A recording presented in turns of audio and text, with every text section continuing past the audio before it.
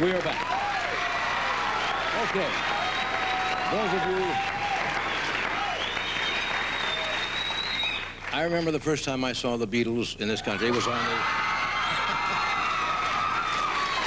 on the old Ed Sullivan show, and many people thought maybe, well, here's another rock group from England that's going to be another flash in the pan and disappear. Not so the case. The Beatles probably established their musicianship very early on. Their musicianship over the years continued to grow, and they probably left a legacy of music for other performers to follow to last for generations to come. And Paul, of course, is probably one of the most successful of all of them. And he has a musical called Give My Regards to Broad Street, a movie. He wrote the screenplay, the music, and he stars in it. And it's a musical about a fantasy in the day of an international pop star, and that opens nationwide October the 26th. Would you welcome Paul McCartney?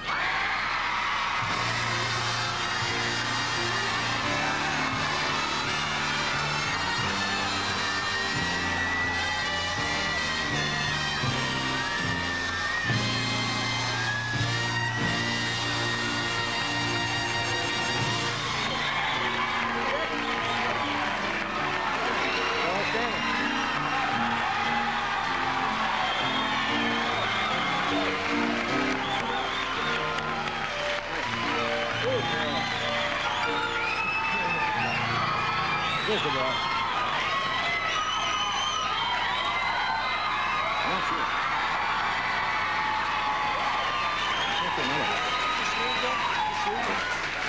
Now, if you're not sure, okay. Well, as a performer and somebody who's in this business, you never get tired of hearing that kind of reaction, do you? No, I do love it, I must admit. Thank you. Oh, thank you. That's very nice of you. Thanks for bringing the cake out. That is really very nice. It is good to see you and have you on the show. We had never met before. I knew John and I knew Ringo, but for some reason our paths never really crossed. That's right. Last time I was on the show, you had Joe Garagiola. That's right. Remember him? Yeah. No, it was good. Did you know that when you were showing up that night? No, I didn't. I thought I was going to meet Johnny. I met Joe. Now, I want you to understand, if you'll turn to your right, there's a guitar there. Now. Oh, yeah. I can't play it. Now, I want you to understand it's just there as a prop to make you comfortable. Yeah. And if you are overcome at any time during our talk and want to play... Yeah, you don't want me to particularly do anything on it. So. You put out...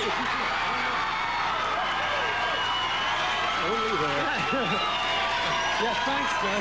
Great. Nice one. Thanks. Thanks a lot. Yeah. Like the way we sandbag our guests? That's nice, yeah. I remember when you first played the Sullivan Show, and I don't know whether you remember this, and it might be a little presumptuous of mine to ask you, but I remember you came on the Sullivan Show, and I was watching in New York. This had to be 63, 64? 64, yeah. Yeah. And Ed's... 64. And Ed Sullivan came out, introduced you guys, the place fell down, and then you started to play something, and Ed Sullivan said something about me. Do you remember that? That's why I'm bringing it up, because I could never understand it. He says the Beatles want to dedicate this song to Johnny Carson. No. And yes, that's actually what he said. And I've never been able to understand. And I talked with Sullivan later, and I says, why did you say that? And Sullivan says, well, I think they told me that they saw your show, and I didn't understand it at all. No, but you don't remember that at all? No, I don't think it's true. Oh.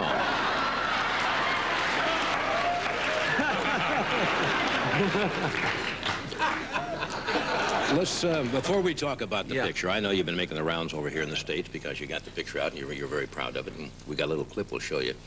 Somebody told me that you only got into music, kind of accidentally in a way, and that wasn't really something that was a driving force when you were young. My dad was in music. Right. That was the way I got into it. He used to be in a jazz band. Right. He used to play piano and trumpet till his teeth gave out. Yeah. Then... Doc, you don't have long, do you? Has the continued success, I mentioned that when you first started, I remember when I first heard the name of the Beatles, and I think a lot of people thought it came from the bug, the Beatle, and said, gee, that's a silly name for a group, the Beatles, and of course it's because of the beat and so forth. Did you have any idea that the continuity would go on this long? No, not really. You know, they used to say rock and roll will be over in a couple of years, and we didn't think it would, and here I am. Yeah.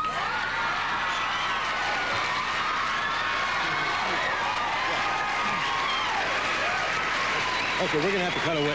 We're just going to do a commercial. We sell things occasionally. It's not like, not like the British telly, you know. I've seen the thing, you just go forever, 10 or 12. And British television ends when they want to. Yeah, you're just mad because they didn't like your show. Yeah, you got no taste of it. We'll be right back. No Stay taste. where you are. No taste.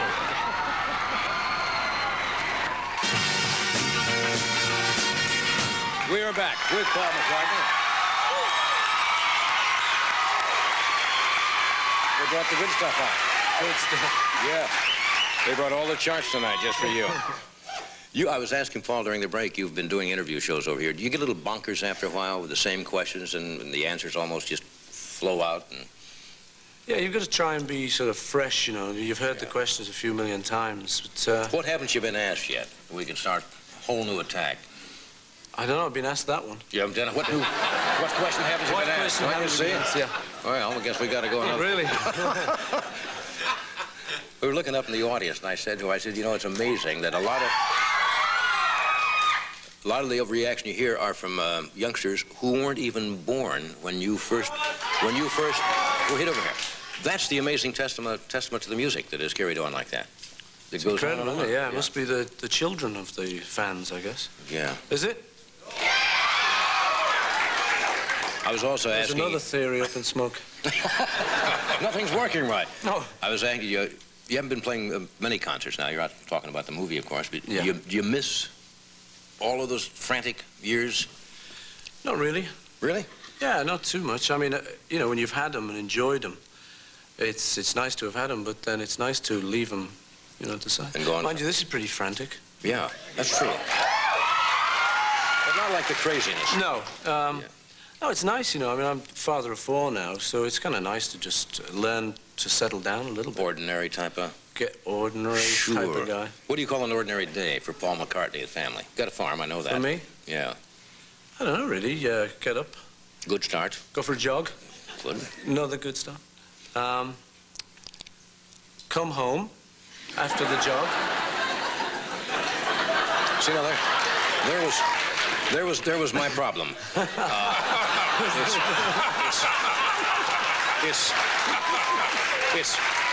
It's go home after the job. Yeah. Right. Okay. You still compose? You still like to sit down and write? Yeah, I write my own material. Yeah. John. Yeah. I like to do a bit of that.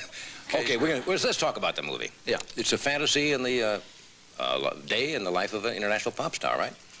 Yeah, something like that. Yeah. It's near enough. Okay, yeah. We've got, well, I don't want to tip at all.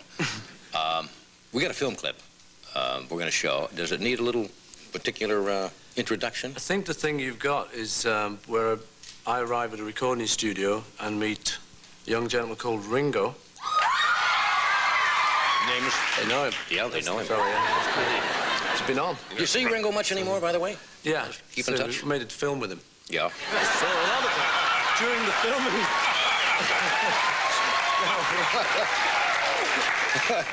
Well, I meant outside of working together. Yeah. You keep in touch. Yeah, I do, actually. Okay. He lives in England, so I see a bit of him. Okay. No. Go ahead. Seriously. Sure. But seriously, folks. Yeah, and we're in the recording studio, and we play this number. Boy, if that ain't a lead-in, I never heard one. You know about the tapes? What about the tapes? Well, Harry, you know, is supposed to be taking them down the factory. He's gone missing. I mean, you don't think Harry would go and do a stupid thing like that, do you? Yes, I do. Ready to do one?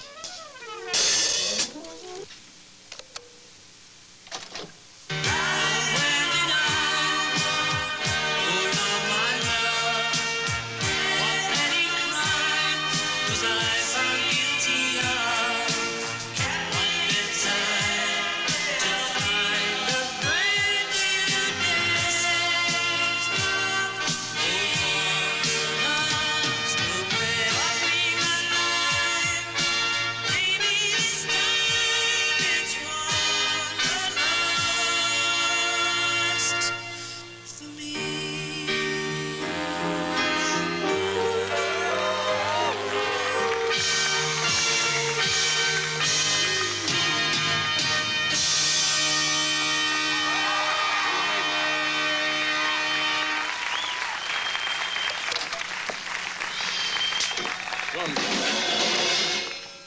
going to be one of those days. Please, sir.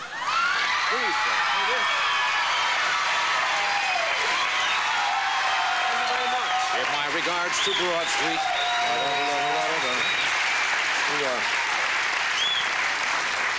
Good. This is, it's been, what, 13, 14 years since the last movie? Yeah, 14 years. Yeah. Why'd you decide? Did you just get a little bored and was there something you wanted to do? Well, I just fancied being in the movies, you know, and everybody wants to be in the movies. Yeah, really? Well, yeah, I mean, you know, it's a change for me, you know, doing music all the time and actually trying a new challenge, John. John? Don't you want to be in the movies? No, not really. I don't know why. I think you'd be good. Yeah? Yeah. Well, I don't play guitar. No, but you talk. Yeah, that's good. That's a start. That's a hell of a start. That's one of the absolute things you have to be able to do. Well, it's not necessary. Yeah. How's the guitar over there, okay? Yeah.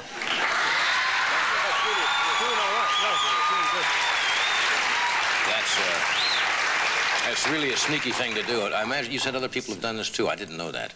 No, last talk show I went on, they hit me with a similar type thing. Really? Yeah. I must be getting a reputation for it. Yeah. No, nobody's... Stick a guitar there, he's bound to play it. Nobody's conned you into it yet? Yeah. Nobody's actually conned me into doing it. Bringing cakes on? Yeah. Yeah, cakes. Playing guitars? No, just... Okay. Union problem. That's right, isn't it? That's right, Ed knows all about that. We'll do this. We shall return. Stay where you are.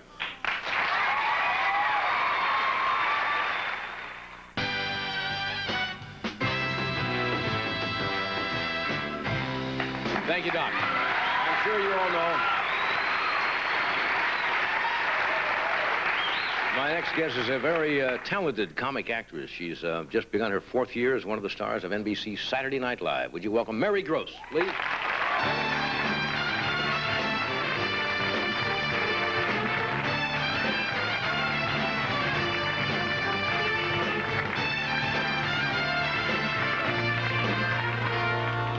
How are you? I didn't get a chance to go shopping, but happy birthday. Just pick out. There you go. Oh, thank you. I do accept cash and anything else. I'll pick out something on the way home. How are you, dear? Very well, thank you. Good to see you. Thanks. This is a big night. Isn't it, though? Big night tonight, Yes, man. it You is. Beatles fan? Well, yes. Yeah. Trying to downplay it, you know. Trying to be real cool? Don't want to perspire on them or anything. It's all right, you're okay. I'm okay, Yeah, all it's right. Thank you. You have that look that you wouldn't perspire. You seem always cool and calm and collected and Yes. proper. Yes, you well, get that I often? try my best, and I took a bath. You know, it's a special night, so... Yeah? Although I usually let myself go, but, you know, Paul's here, and I bathed. But you know what I'm saying? You have a prim character about Yes, you. well, yes, that's me. You know, I'm a little compulsive, I think, about primness and about tidiness, and it's gotten a lot better, but when I was younger, I used to scrub everything and straighten things out and wash my school books when I got home, and... Wash your books. Yes. Have you ever talked... Sad but true, yes. Have you ever talked to anybody about this fetish for cleanliness? Well, I did, and the man I talked to, a professional man, said that it was a need to have control over things. Uh-huh. So it's much better now. I'm glad to I hear send that. them out to be dry cleaned now. The books will be coming along. You do, what's the first impression you ever did? You do several characters on Saturday night, and we'll get to those in a moment, but... I think, well, it's not a real well-known impression. I used to do Emily Dickinson. Oh, the famous poet. Yes, There are not many people who do a good No, Emily Dickinson. well- It's tough to get a handle on it. yeah, there's not much demand for it either, that's right, but yeah. I do it if anyone needs one. Yeah. I was taking a poetry class, and I had an audition, and we did a man on the street sort of situation. So I decided to use Emily Dickinson because I was a little nervous at the time. And she seemed like a good person to use because Emily didn't get out of the house much, and I thought she might be, indeed, very nervous out in public, so I used her for my audition. Yeah, now you've done, I think we've got a piece of Oh, yeah, tape Dr. Ruth Yes, Dr. Westheimer. Ruth Westheimer, if you don't know, started on radio in New York as a sexual therapist. Yes. She has a little accent. Yes. She now has her own television show. I see her on television now. That's right. Giving advice to people who have sexual or marital problems, right? Yes. And has she seen you do this at all? Oh, yes. In fact, she came to the last show in May, the last show of our season last year, and she was very sweet. She came up and she said, "You look terrific. You have my accent perfectly." She was very sweet. She was. Is this what this clip is we're going to see? All right, this is Mary as Dr. What do you call her? Dr. Ruth. Dr. Ruth. Yeah. Watch the monitors. And good luck, crew. That's a lovely shot. Okay. That was delightful stuff, isn't it? Wonderful, yeah. Do you see that? Could you figure that out? Not on your life. It's witchcraft. No. It's witchcraft is what it is. We have to take a break. We shall. We shall be back. Very good.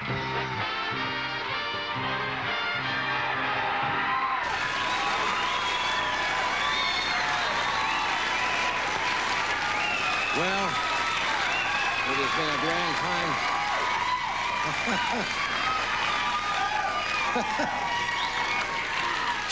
Just tuning it up is all. It has been great having you here. Really. Thank you, John. I was just going to...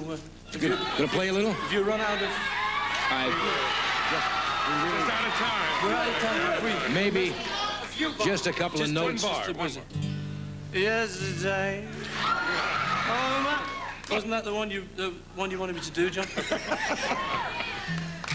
Now really, you are my sunshine, my only sunshine. You make me happy. When skies gray, you never know it. How much I love. Please don't take my sunshine. Yeah. There you are, folks. If you just hang in there. Run out of time. Sometimes you just have to hang in there, folks. Well, that's it's a great kick having you here. Really. Thank you, John. Good Thank luck you with the very music. much. Thank you. Give my regards to Broadway. Mary, thank you. We'll see you on Saturday Night Live. Thank you. And tomorrow night, Marion Hartley will be here by Sam Randy. He'll be here too. Randy Credico and Alan. It's V-Week on NBC. Now stay tuned for the Emmy Award-winning Late Night with David Letterman. Meet legendary cowboy Roy Rogers and Detective Virginia Snyder. Then, 3 days to the series premiere of V. NBC. Let's all be there.